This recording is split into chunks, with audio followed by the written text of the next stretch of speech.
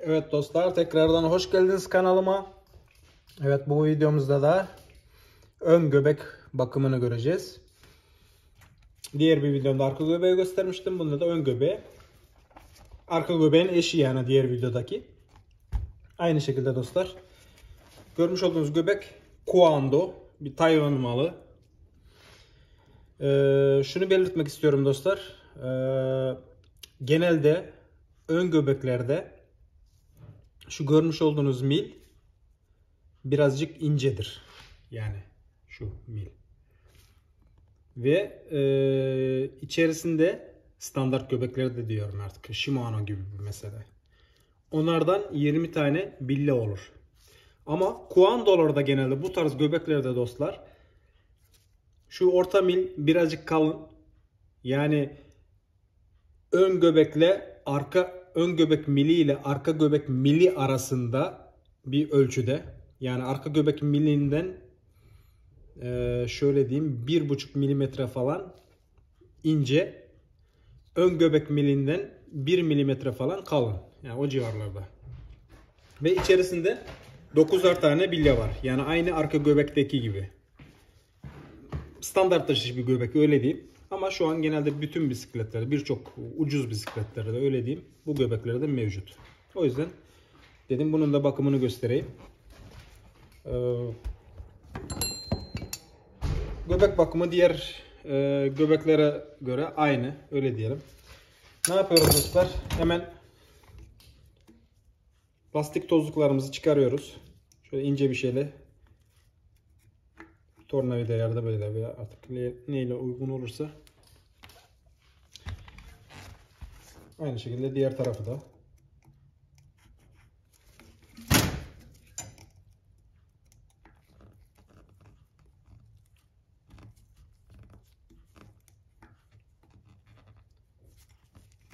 Evet.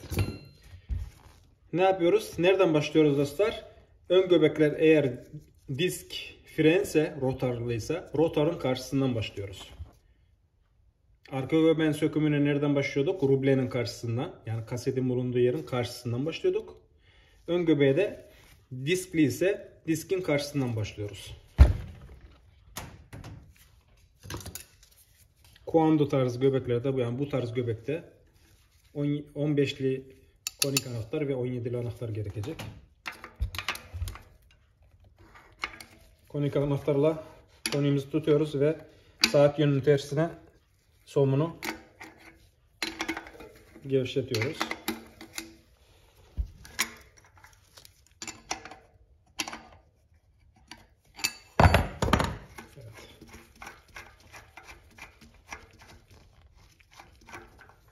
Evet, somunumuz ve pulumuzu çıkarttık.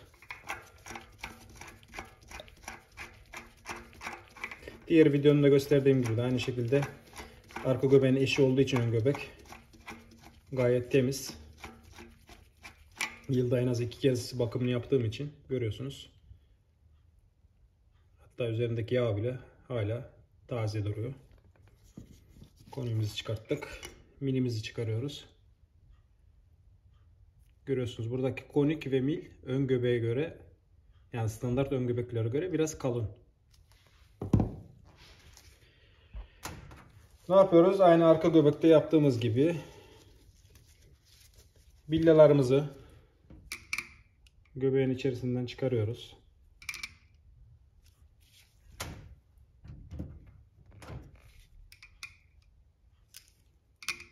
Onun için mıknatıslı tornavida kullanıyorum, daha rahat.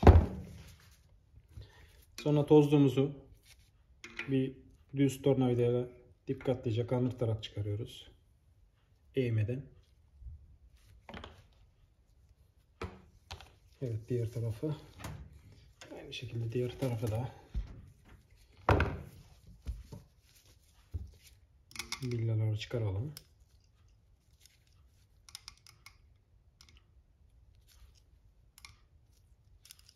Yani billalı göbeklerde arkadaşlar standart bakımı hepsi aynıdır. Hiç fark etmiyor. Önde bilmiyorum kaç tane billa var, arkada kaç tane billa, hiç önemli değil. Bakımı hep aynıdır arkadaşlar. Yani pek değişmez. Yani olur da, yani standart olmayan göbek olabilir ama genelde Bu tarz göbekler hep standarttır. Bilyalarımızı güzelce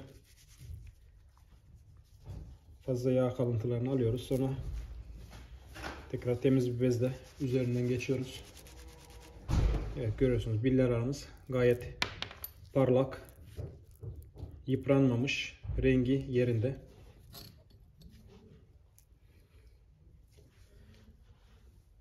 Şuraya koyalım. Ne yapıyoruz? Hemen dediğim gibi mil çok kirliyse bir benzin veya gaz yağıyla temizleyebilirsiniz. Yivleri güzelce temizleyin.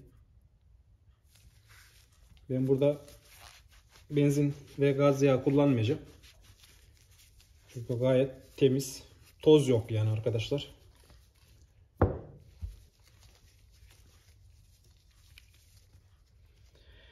Evet, tozluklarımız.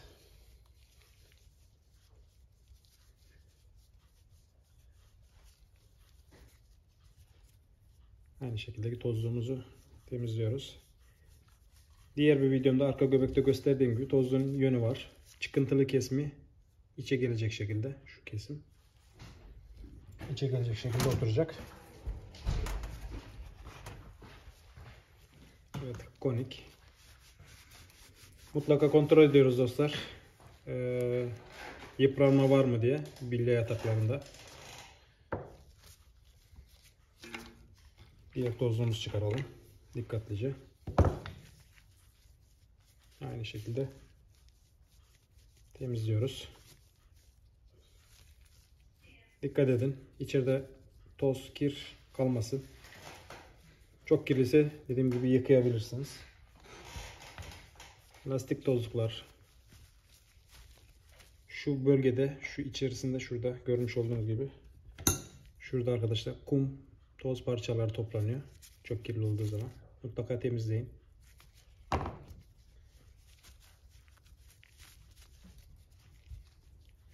Evet, göbeğin içini bez yardımıyla. Rotarı sökmedim arkadaşlar ben. Rotarı sökmedim. Hiç sökmeye gerek yok ama siz sökebilirsiniz. Hani yağlanmasın diye. Ben burada dikkatli çalıştığım için hiçbir zaman rotarı sökmüyorum. Evet, gayet temiz. Göbek parlıyor.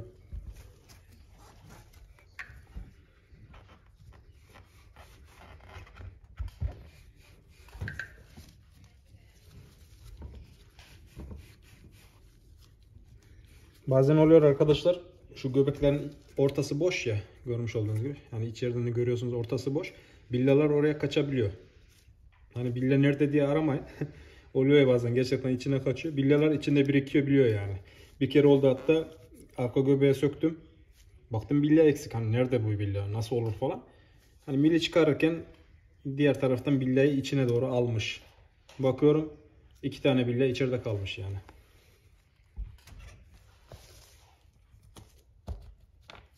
Evet, temizliğimizi yaptık. Yağlama işlemine geçiyoruz.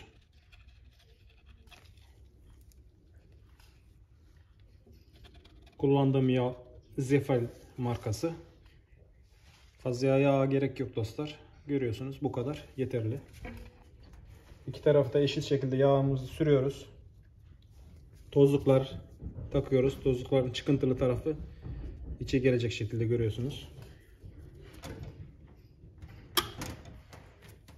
Takıyorum. Tornavida yardımıyla hafiften yerine doğru yerleştiriyorum. Evet. Aynı şekilde.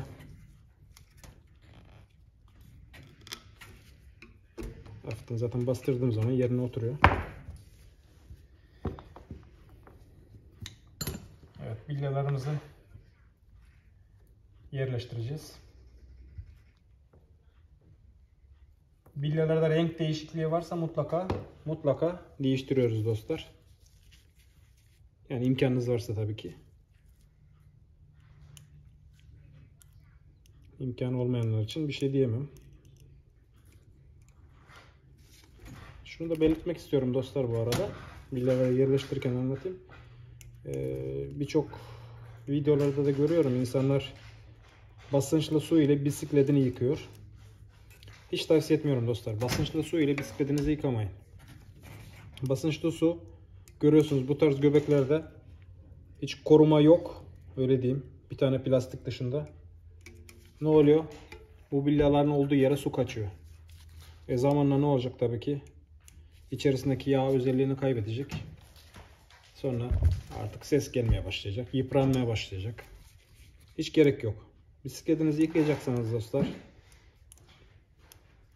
bir kovanın içine su, biraz şampuan, süngeri alıyorsunuz ve o şekilde yıkıyorsunuz. Yani en sağlıklısı o. Çok video görüyorum. Bir de insanlar hani şey gibi övünerek yıkıyorlar. Hiç gerek yok. Öldürüyorsunuz bisikleti. Yazık.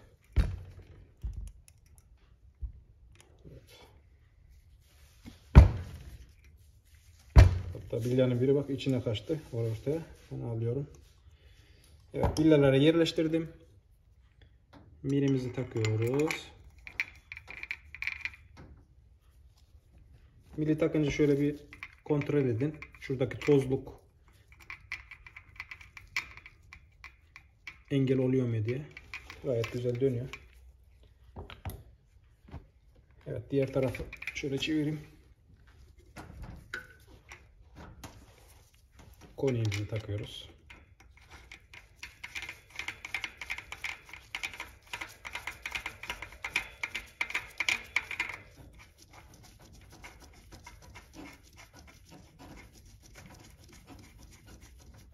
Konuyu taktım. Boşluğunu alacak kadar hafiften elimle sıktım. Aşırı sıkmıyoruz. Pulu takıyoruz. Somun takıyoruz arkadaşlar. Bazı somunlarda şu görüyorsunuz, tırtıklı somun. İki tarafı da tırtıklı. Hani bazılarında bir tek tarafı tırtıklı oluyor. Hani tırtıklı yönü dışa gelecek şekilde.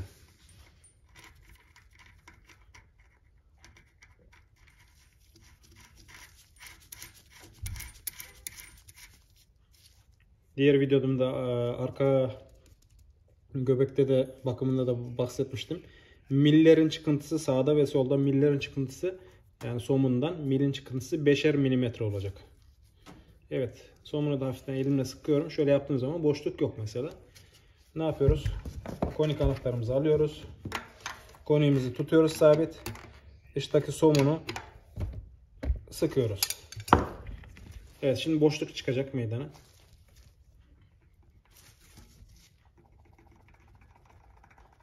Umarım videoda duyuluyordur. Boşluk var. Fazla değil ama.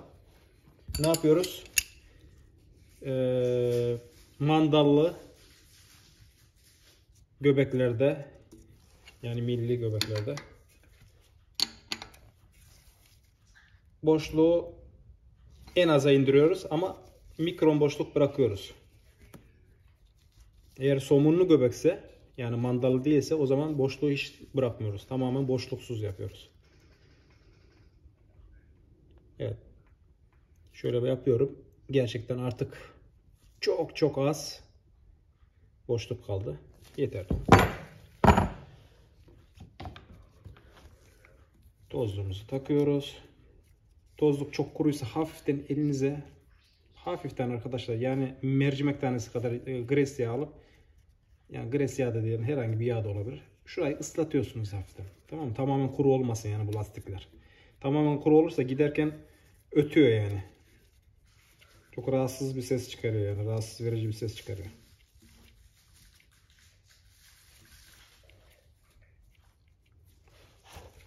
Evet. Tozluklarımızı yerine takalım. Güzelce oturttuk. Gayet güzel dönüyor. Boşluk yok denecek kadar az. Hatta yok diyebilirim. Dönüş de güzel. Hepinize teşekkür ediyorum.